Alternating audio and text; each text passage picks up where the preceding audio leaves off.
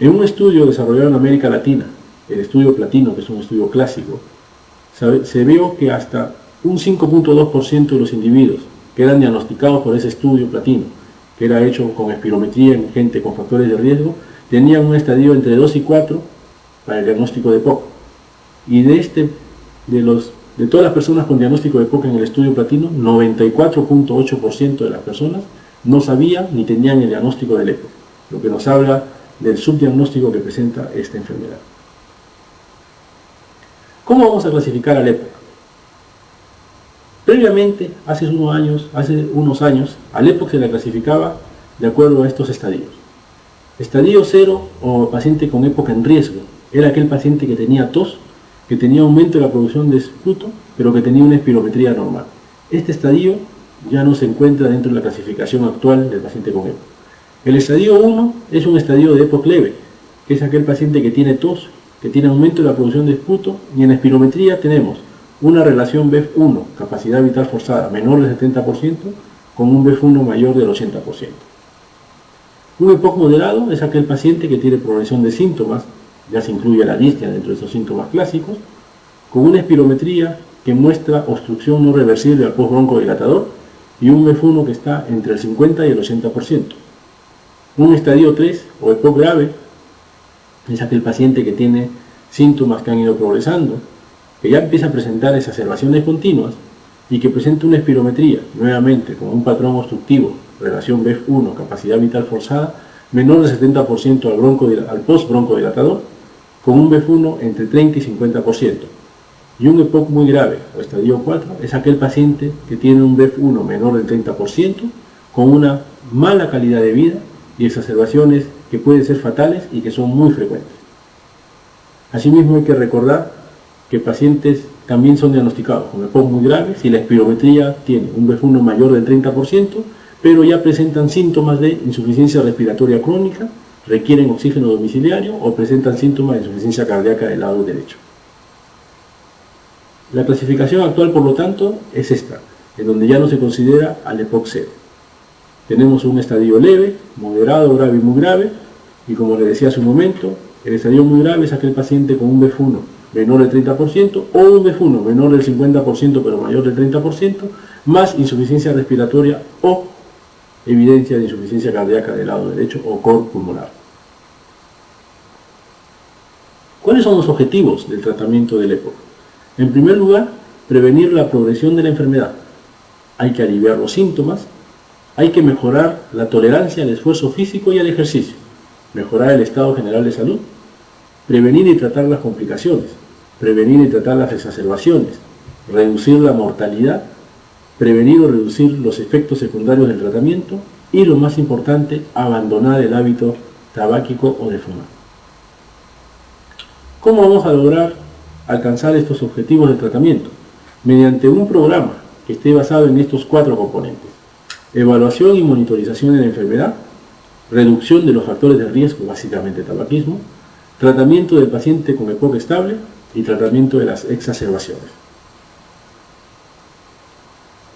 ¿Qué es la evaluación y monitorización del EPOC? En primer lugar, hay que desarrollar una historia clínica detallada, en donde nosotros evaluemos la exposición a factores de riesgo, la intensidad y la duración de los mismos, los antecedentes como asma, alergia, sinusitis, pólipos nasales o infecciones respiratorias básicamente en infancia, antecedentes familiares de EPOC y otras enfermedades respiratorias crónicas, el patrón de desarrollo de síntomas, el tiempo y la persistencia de estos síntomas, la ocurrencia de exacerbaciones y el hecho de haber sido hospitalizado previamente, y la presencia de comorbilidades, básicamente diabetes e hipertensión arterial. También hay que ver una adecuación a los tratamientos actuales, un impacto de la enfermedad sobre la calidad de vida, muy importante en los pacientes con EPOC, grado de apoyo familiar y de apoyo social, y posibilidad de disminuir o evitar los factores de riesgo. También dentro de la evaluación y monitorización del EPOC hay que estar de la mano con los exámenes auxiliares. ¿Cuáles son estos exámenes auxiliares? Básicamente, espirometría con prueba o test de reversibilidad con broncodilatadores, una radiografía de tórax que me descarte la presencia de otras enfermedades asociadas al tabaquismo como cáncer, Un AGA, básicamente cuando el BF1 esté por debajo del 40%, haya signos de insuficiencia respiratoria o insuficiencia cardíaca del lado derecho, y para definición de la insuficiencia respiratoria debemos usar una presión arterial de oxígeno menor de 60 milímetros de mercurio.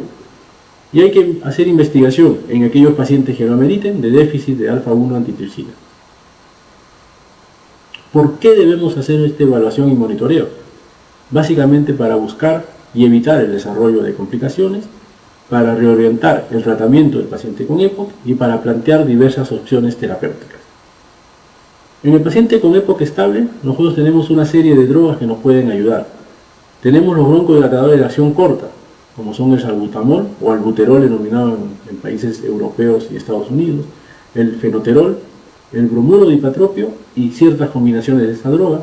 Tenemos broncodilatadores de acción larga, como son el formoterol y el salmeterol, que son beta-2 de acción larga, o el tiotropio, un anticolinérgico de acción prolongada.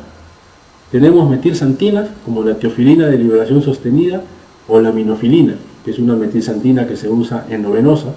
Y tenemos el uso de glucocorticoides básicamente inhalados, como son la beclometasona, la budesonida, la fluticasona y la combinación de estos con broncodilatadores de acción prolongada, salmeterol y formoterol. Para el tratamiento del EPOC estable hay que considerar las características nacionales y culturales, las habilidades y preferencias del paciente y la disponibilidad local de los medicamentos. Es importante una educación clara del paciente con un tratamiento regular, con broncodilatadores de acción prolongada, que es lo más efectivo y conveniente, que los broncodilatadores de acción corta, pero que tiene un costo superior. El tratamiento con glucocorticoides inhalados puede aliviar estos síntomas, pero de ninguna manera va a modificar la disminución progresiva del volumen expiratorio forzado al primer segundo. No se recomienda tratamiento con glucocorticoides orales, y menos a plazo prolongado.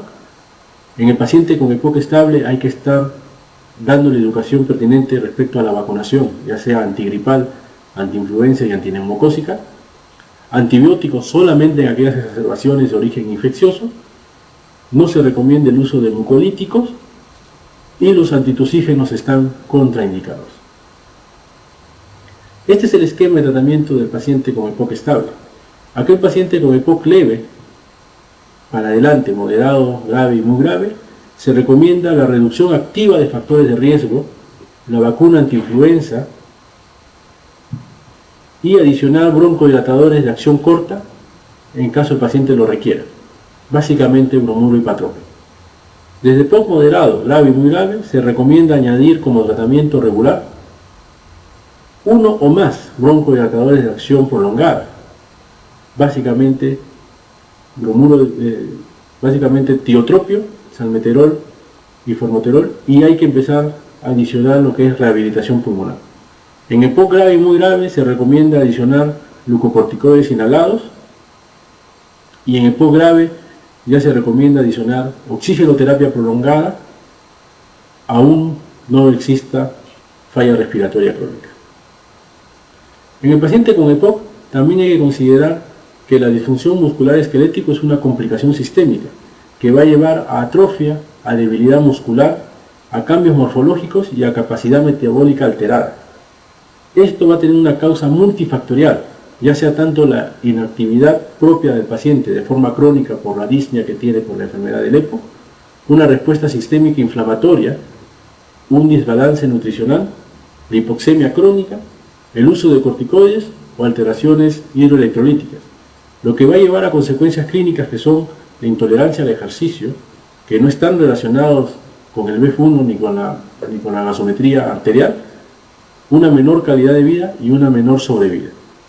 Así tenemos que, a diferencia de la alteración funcional registrada, que es mayoritariamente irreversible, la disfunción muscular esquelética es potencialmente corregible y constituye un predictor de mortalidad independiente de la función pulmonar. ¿Cómo mejoramos esta disfunción del músculo esquelético? A través de rehabilitación. Y esto tiene que hacerse a través de programas que incluyan ejercicios de entrenamiento, consejos nutricionales y aspectos educativos.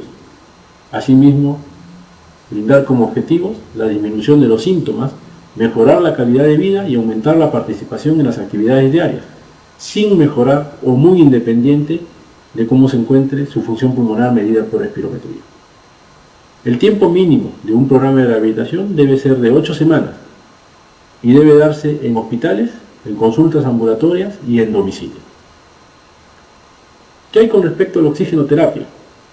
La oxigenoterapia debe ser regular y a largo plazo y debe ser mayor de 15 horas al día, predominantemente nocturno. Debe darse de tal forma que el paciente lo reciba mientras que esté durmiendo. Se ha visto que la oxigenoterapia aumenta la supervivencia en los pacientes con EPOC y tiene beneficios sobre la presión arterial pulmonar, la policitemia, la capacidad al ejercicio, el funcionamiento pulmonar y la actividad intelectual. El objetivo es aumentar la presión arterial de oxígeno hasta un mínimo de 60, lo que nos mantiene una saturación de oxígeno de 90%, lo que permite preservar la función vital de los diversos órganos. ¿Cuándo iniciar? Si la presión arterial de oxígeno está por debajo de 55 o cuando hay evidencia de hipertensión pulmonar, signo de insuficiencia cardíaca derecha o de policitemia. Otras opciones en el tratamiento del paciente con EPOC estable incluyen las opciones quirúrgicas, básicamente en pacientes en grado estadio 4, muy grave. En aquellos pacientes se debería practicar una bulectomía, trasplante pulmonar o la cirugía de reducción de volumen pulmonar. ¿Cómo hago el seguimiento del paciente con EPOC? Habida cuenta de que la función pulmonar medida por el BEF1 no es suficiente para hacer un seguimiento adecuado del paciente con EPOC, básicamente por la disfunción del músculo esquelético, es que nosotros tenemos la creación de este índice, que es el índice de Bode. El índice de Bode es un índice cuya mnemotécnica es en inglés. La B viene del Body Mass Index, que es el índice de masa corporal. La O está dada por la obstrucción al flujo aéreo, que viene a estar dada por el volumen expiratorio forzado al primer segundo. La D tiene que ver con la escala de disnea de Nueva York. Y la E tiene que ver con la tolerancia al ejercicio, medida por la prueba de caminata de los 6 minutos. Cuando tengo un paciente que tiene un índice de masa corporal mayor de 21, yo digo que mi paciente tiene 0 puntos. Si tiene menos de 21, le doy 1 punto. El BEF1 mayor de 65% le doy 0 puntos, de 50 a 64 1 punto, 36 a 49 2 puntos y menor de 35% 3 puntos. La escala de disnea de Nueva York, 0 a 1 tiene 0 puntos, disnea 2 1 punto, disnea 3 2 puntos y disnea 4 3 puntos. Y la prueba de caminata de 6 minutos la voy a ver según el recorrido que haga el paciente en este tiempo. Y si recorre más de 350 metros le doy 0 puntos. Si recorre entre 250 y 349 metros 1 punto, de 150 a 249 metros 2 puntos y menos de 150 le voy a dar 3 puntos. Este índice que valora la función pulmonar, no solamente medida por espirometría, sino también por tolerancia al ejercicio, por la ocurrencia de disnea y la disfunción muscular esquelética a través del índice de masa corporal, nos da un buen indicio de supervivencia y de seguimiento como respuesta al tratamiento, con valores mínimos de 0 y máximo de 10, nosotros podemos seguir a nuestro paciente de tal modo que podemos brindarle un tratamiento adecuado a nuestro paciente si es que lo requiere. Esperando que haya sido de su agrado y entendida la clase, me despido. Gracias.